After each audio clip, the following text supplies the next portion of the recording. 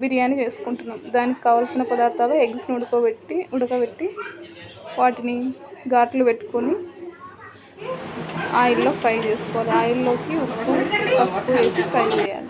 Fry చేశాక కొన్ని పదార్థాలను మనం కడాయిలో వేసి వేయించుకొని పేస్ట్లా చేసుకోవాలి. వాటికి కావాల్సిన పదార్థాలు ఆనియన్స్, టమోటా, వెల్లుల్లి, అల్లం వీటన్నిటిని మిక్సీకి పట్టి ఆ పేస్ట్ ఆయిల్లో ఫ్రై చేసి తర్వాత అందులో బిర్యానీ వేసి వాటర్ వేసి ఉడకబెట్టాలి.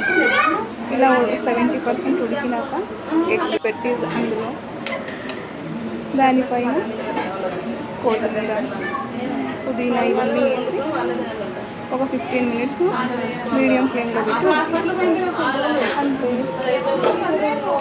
ఎగ్ బిర్యానీ రెడీ అయింది.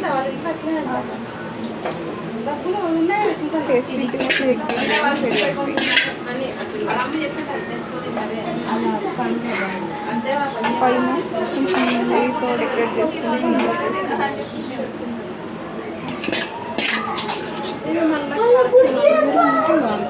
వేరంగా తాతకి మరి